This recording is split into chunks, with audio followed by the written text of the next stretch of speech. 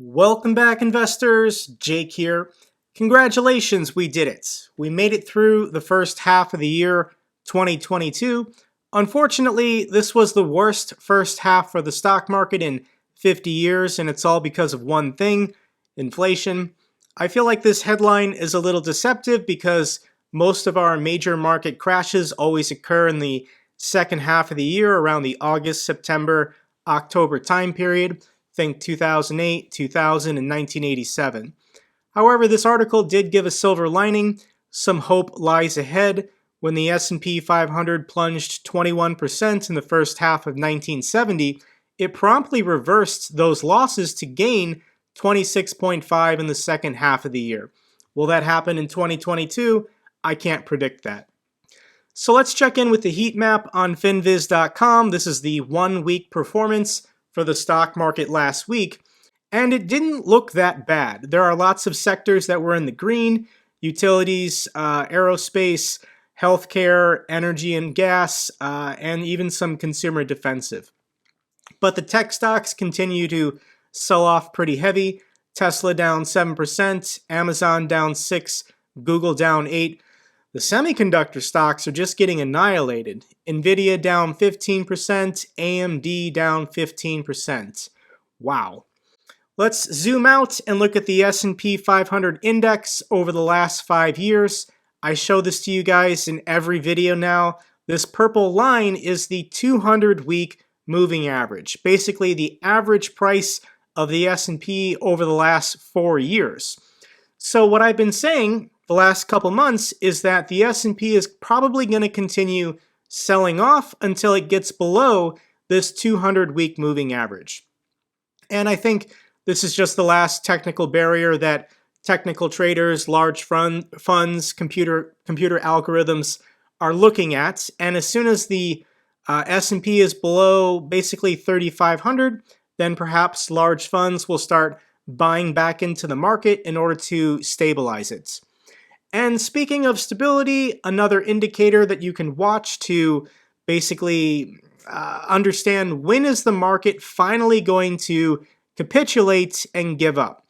And the VIX is put out by the Chicago Board of Options Exchange, and it measures basically how volatile is the stock markets being that day. And when you look at the 2008 financial collapse, the VIX spiked basically to 80. Meaning that there's a capitulation, there's a panic sale at some point. This is when the market, basically the bottom falls out. The same thing happened with the COVID crash. The VIX spiked above 65. So even though we're in a bear market and the S&P is down 20%, the VIX hasn't really gotten above 40, which makes me suspicious that we haven't seen the bottom yet, and there will be a moment of panic and capitulation in which the bottom to the market will fall out. Will that occur in July? And that's basically what I'm predicting. Let's look at the S&P on TradingView.com, and the market peaked basically at the beginning of the year, January 3rd or January 4th, and the market has been locked in a downtrend for over 6 months now. The highest low was back in December, and we've been creating a lower low, a lower low, a lower low, a lower low. You can debate where the upper end of this range is, where you want to draw this line, but the lower end of this channel, I don't know how it gets any stronger than this. There are 5 points of contact, the first one being in December, again in January, again in February, again in May, and then again in June. So this is why at this point in time, I'm so confident that this convergence is going to occur between the 200-week moving average and this channel that we've been locked in. I just don't think there's going to be any good news in July that's going to all of a sudden reverse this market. So that's why I've been buying puts on the NASDAQ, the QQQ. If the entire market goes down, the NASDAQ will go down a little bit farther because the S&P includes energy companies, utility companies, and healthcare stocks, which are still doing pretty good. And if we zoom in on the last 2 weeks, I bought puts on the QQQ. This was like Thursday or Friday the week before, And then the next day, the S&P was up like 2%. People in the comment section after posting that video were saying, Jake, what are you doing? You can't time the market. You're going to lose your money. But I didn't mind because in the video, I said I was taking a 1/3 position. I thought the market could continue going down, but I also thought a bounce could happen. So I was actually happy to see the market go up because the following week on Monday, I immediately spent another third of my available cash to buy more puts on the NASDAQ. So I got a really good price.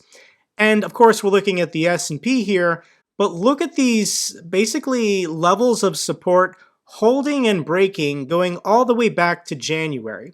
So the lower end of this range was 4,300. It kind of held until May, but then it collapsed. There was another level of support here at 4,150 that held on February 24th, March 8th, March 14th, but that eventually collapsed. And the most recent step that we're staring at here is basically a level of support at 3,900 for the S&P.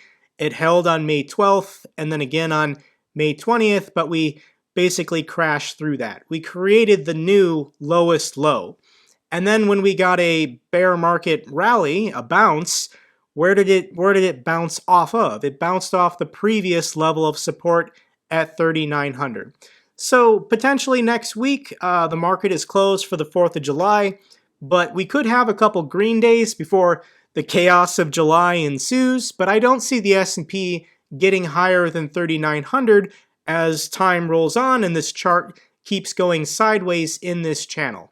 Why am I so bearish about the month of July? The first thing is that the Federal Reserve is meeting again the last week in July. This is July 26th, 27th. They're going to announce another Fed rate hike, whether it's 50 basis points or 75 basis points. They have to be more aggressive to get inflation under control. So here's the federal funds effective rate. We're currently at 1.2%. I don't know if this includes the 75 hike for June, but there's probably going to be another 50 or 75 hike for July. The next piece of news to watch out for is the consumer price index numbers. They're going to be released on July 13th. The cost of energy, the cost of labor has not come down, so I don't think the inflation numbers are going to look good. This is year over year for June, being reported on July 13th. Additionally, next month, we're going to get the Q2 GDP numbers from the government. These are going to be released the last week in July, on July 28th. If we have a contraction in the GDP of the economy for a second consecutive quarter, this gets the official title of the economy being in recession. Going to be some scary news headlines that day if indeed the GDP of the economy does contract for 2 consecutive quarters. And then finally, it's earnings month. The last week in July, Apple and all the big tech stocks are going to give their earnings report. Apple's the largest company in the S&P, and they're going to be reporting on July 28th. So July is just going to have a lot of news, a lot of events, a lot of volatility, and if there is going to be a flash crash or a market panic, it's probably going to be at the end of July. So let's now pivot and talk about everyone's favorite bear investor, and this would be Michael Burry. Michael Burry's a pretty strange guy. He's got almost 1 million followers on Twitter, and he follows no one. He also has technically 0 tweets because whenever he tweets something, he immediately deletes it. So in order to actually read Michael Burry's tweets, you have to go to one of his archive accounts. These are people that just, once he posts something, they quickly take a screenshot of it, and then they repost it to an archive account. Otherwise, you wouldn't be able to actually follow or read any of Michael Burry's tweets. And this is what he had to say on June 30th. Adjusted for inflation, 2022 first half, the S&P is down 25 to 26%, NASDAQ down 34 to 35%, Bitcoin down 64 to 65. That was multiple compression. Next up, earnings compression, so maybe we're halfway there. Halfway there, wow. So the S&P peaked at about 4,700. It's currently at 3,800. So he's predicting if we've had about 1,000-point drop, that it's going to drop another 1,000 points or so. So he's predicting the S&P might get down here to 2,700 before the selling stops. So if you're not familiar with multiple compression and earnings compression, let's just look at the price to earnings ratio of Apple. This is macrotrends.net. I like their visuals. It's also a free website. And you can see the P to E ratio for a company like Apple for the longest time was between 10 and 20%. Back in 2011, it had a PE ratio of only 9. And it stayed within this historic range basically up until 2019. 2019, if we are in a bubble and the bubble is currently bursting, 2019 is when the bubble really started forming, because this is when Apple's price to earnings range really started to skyrocket and people were basically paying any price just to buy more of it. Their P/E was 29 as of December of last year when the market peaked, and as the market is selling off, the multiple is contracting back down to its historic value. The problem is that this PE is still based on good earnings, low cost of labor, low cost of supplies, really high demand for their products. So if we're heading into a global recession and consumer demand is going to fall, then what's going to happen to Apple's earnings? Not only is the multiple compressing, but the earnings have to compress as well. So let's look at a more pure form of their metrics. We're going to switch to price to sales on Apple. And once again, their price to sales was in this range between 2 and 4. That was their historic value for a very long time. In 2019, it just started skyrocketing, and at the peak of the market, price to sales was over 7. It's now contracting as Apple sells off. Sorry, I'm trying to get over a cough. And if the price to sales ratio is going to return to its historic value between 2 and 4, then Apple has to continue selling off, probably by a third. So if Apple's current share price is 138, that means Apple is probably going to continue selling off until it's back under $100 a share. And if everyone is looking at the same charts and they say, yeah, that was a bubble, the bubble's bursting, people just aren't going to buy in until it gets back down to this value closer to about $100 a share. We can quick do Microsoft and look at Microsoft's price to sales ratio. Once again, their price to sales was always in this 2, 3, 4, maybe 5 range. Obviously, their business model greatly improved when they switched from selling Microsoft Office to basically a subscription service. So you can make the argument that they deserve a more premium value, but I mean, 2020, its price to sales was over 10. When the market peaked, price to sales 13. So the multiple is contracting back down to its historic value closer to 5. But this is global recession bad earnings.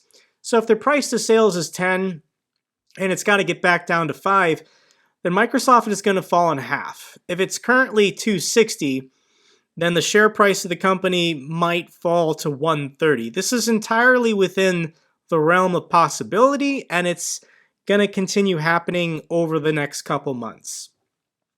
If you want my bottom line arguments why I think investors on Wall Street are panicking and are going to continue selling off, this is how stupid this is. This is M1, and this is the Federal Reserve's best guess at how much money is currently in existence. How many US dollars are there in the world? And prior to the COVID crash, there was only about 4 trillion. And then in response to the global pandemic, they just quadrupled the amount of money in existence. You could argue this is what is causing inflation. So as the Fed does quantitative tightening and raises interest rates, they've got to contract the money supply. And we actually hit peak money in March of 2022. So these values are in billions of dollars. So 20,000 represents 20,000 billion or 20,000 or $20 trillion. So this number's got to come down. It's got to come back down to 19, 18, 17, 16. The Fed is going to reverse and suck money out of the system in order to get inflation under control. What does this mean for all asset classes? Real estate, crypto, commodities, the stock market. Just means that there's going to be less money tomorrow to go around for everyone than there was today, than there was the day before. Additionally, on my channel, I've been trying to connect the world of investing and finance with the war between Russia and Ukraine. And I watched this video yesterday from the excellent YouTube channel RealLifeLore, why the war in Ukraine is causing apocalyptic famine. This is some real nightmare fuel, guys, about what potentially is going to be going on in the world over the next 6 months. There are regions in Africa and the Middle East in which they're going to have serious problems with famine, and this is going to greatly impact the price of food around the world. If there's not enough calories, if there's not enough food to feed all the people in the world, then there's not going to be enough calories and food to feed all the animals. So even though we're not going to experience true famine here in North America or in Europe, we are going to have higher prices for dairy and meat products. So inflation for food is going to be getting much, much worse over the next 6 months, as this is deliberate. Russia is doing this deliberately to the world. They are inducing a global famine in order to get the West to let them take this territory in Ukraine. So Jake, do you have any good news for us? And yes, there is one good news that I can share related to the economy and the stock market, and that's that the unemployment rate is still pretty low. So here is the unemployment rate over time. During the 2008 recession, it got as high as 10% and then just slowly started going down over the next decade. So I don't think the labor market is going to get much worse in the near term. We are trying to slow down the economy, but I think that the labor pool is going to be contracting at the same time that we're going to be eliminating unnecessary jobs. So in the short term, as the Fed raises rates over the next 6 months, hopefully we can keep unemployment under 5%, and anybody who needs or wants a job can find a job. I've been reading Peter Zion's books. I know lots of people in the comment section have been mentioning this guy to me, so I'm almost done with his second book. And he actually makes a really good point about the unemployment rates. And the point is that the baby boomers generation is bigger than the Gen X generation. So the baby boomers are these cohorts right here, and they're all moving into retirement. So they're all getting out of the labor markets. So even if the GDP and the economy contracts a little bit in response to raising rates, a lot of these people are just going to retire and then self-eliminate from the labor markets. They're just not going to participate anymore. Both my parents are in their late 60s. They're still working, but they've told me that if their jobs are eliminated or we head into a serious recession, they're just going to retire. They're just going to stop working. So the population demographics, when we get into the Gen Xers, it actually does narrow a little bit. So this will help the unemployment rates. So that's the good news. That's the only good news I got for you guys. When we check in with my Schwab account, once again, 2 weeks ago, I purchased some puts on the QQQ when the strike was just above 275. Then the market went up like 2 or 3%. I hopped on that, took another $4,600 position, strike of 290. If the market is green on Tuesday and Wednesday of next week after the holiday, I'm just going to dump the rest of this cash into puts on the QQQ and then sit back and watch what potentially is going to happen in the month of July. Once again, CPI numbers, GDP numbers, the Fed's going to meet, and then we've got earnings for all the mega caps. So I don't want the market to go down. I'm still holding all of my index funds in my Fidelity account, my IRA and my 401k. My Schwab account is my YOLO active trading accounts, and year to date, I'm still down $32,000. So in the short term, this is the only way I see making money back, by shorting the market and seeing what these puts on the QQQ can do for me. Okay, everyone, that's all for this update video. If you've made it this far, I greatly appreciate you. If you have any comments or questions, let me know down below. I love hearing from you guys. Till the next video, take care.